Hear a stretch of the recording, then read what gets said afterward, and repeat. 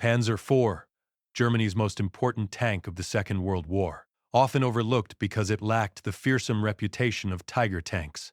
But it remained in service longer than any other German tank. Panzer IV was introduced in 1939, originally designed to support infantry rather than fight enemy armor. Its early versions carried short-barreled guns meant for high-explosive shells. At the start of the war, this was enough. Poland, France, the Balkans. Panzer IV performed reliably and consistently. As the war evolved, so did the Panzer IV. Enemy tanks became stronger, and Germany responded by upgrading the design. Longer guns were installed. Armor was thickened. New variants followed. The tank adapted again and again, something many heavier designs failed to do. Panzer IV fought on every major front: Western Europe, North Africa, the Eastern Front, Italy. From desert heat to Russian winters, it remained operational. That adaptability made it invaluable. More than 8,500 Panzer IV tanks were produced between 1936 and 1945, making it Germany's most manufactured tank of the war. It participated in major battles such as Operation Barbarossa, El Alamein, Kursk, and the defense of Germany itself. Panzer IV was not the strongest. It was not the most feared, but it was the most useful. Reliability, adaptability, and numbers made it dangerous. Panther, Panzer V, was Germany's response to a battlefield shock. That shock was the Soviet T-34. When German forces first encountered it in 1941, existing tanks were outmatched. Panther was designed to close that gap. Introduced in 1943, Panther combined sloped armor, high speed, and a powerful long-barreled gun. On paper, it was one of the most balanced tanks of the war. Its main gun could destroy most Allied tanks at long range. From the front, its armor was extremely difficult to penetrate. Panther first saw large-scale combat at the Battle of Kursk. There, its strengths were clear, but so were its weaknesses. Early models suffered from serious mechanical problems. Engines overheated. Transmissions failed.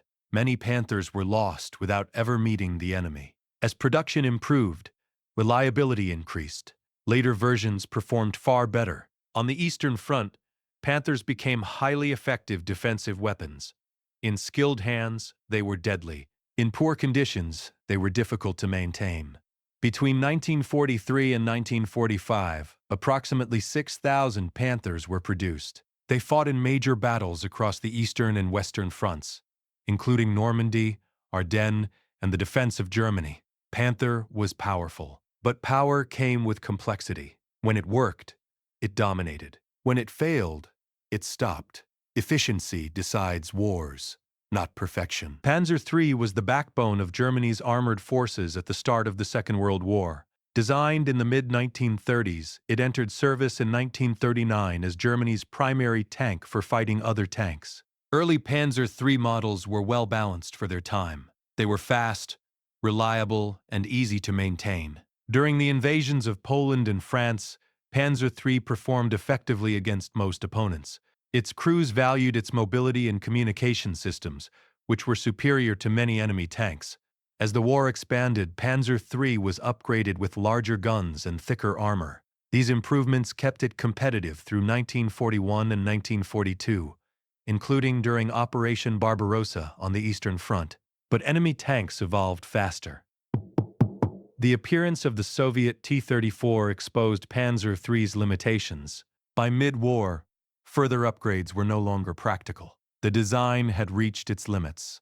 Panzer III was gradually removed from frontline tank-to-tank combat and reassigned to secondary roles. Its chassis, however, remained useful and became the foundation for other armored vehicles. Approximately 5,700 Panzer III tanks were produced between 1937 and 1943. They fought in major campaigns across Europe, North Africa, and the Soviet Union. Panzer III was not obsolete at the start. It was simply overtaken by progress. Early success built Germany's armored power. Later realities ended it. StuG III, short for Sturmgeschütz III, was not a tank by definition. It had no turret, but it became one of Germany's most effective armored vehicles of the war. Introduced in 1940, StuG III was originally designed to support infantry, Its low profile made it difficult to spot, and its gun was effective against bunkers and fortified positions. Early versions focused on fire support, not tank combat. As the war changed, so did the StuG-3. Stronger enemy tanks appeared, and the design was adapted. A longer, more powerful gun was installed. Without a turret, the vehicle was simpler to produce, easier to maintain, and cheaper than most tanks. StuG-3 proved especially effective on the Eastern Front. Used defensively and in ambush roles, it destroyed large numbers of enemy tanks. Its low silhouette allowed it to hide easily. Crews learned to wait, strike, and relocate. Between 1940 and 1945, more than 10,000 StuG-3 vehicles were produced, making it the most manufactured German armored fighting vehicle of the war. It participated in major battles, such as Operation Barbarossa, Kursk, and the defense of Germany. StuG-3 lacked glamour. It lacked fearsome reputation. But it delivered results. Efficiency made it lethal. Simplicity made it last. Tiger I, the tank that defined German armored fear. Introduced in 1942, it represented a major shift in German tank design. Heavy armor, a powerful gun, a presence that changed how enemies reacted on the battlefield. Tiger I, built to dominate. Its main gun could destroy most Allied tanks at long range, often before they could respond. From the front, its armor was extremely difficult to penetrate. Crews trusted it. Enemies feared it.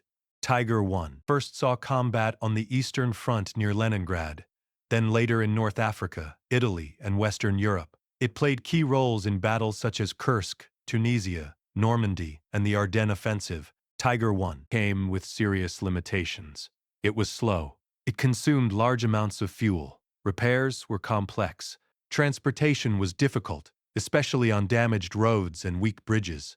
Mechanical breakdowns were common when conditions were poor. Only about 1350 Tiger I were produced between 1942 and 1944. Each loss mattered. Replacing them was slow and expensive. Tiger I, not built for mass warfare.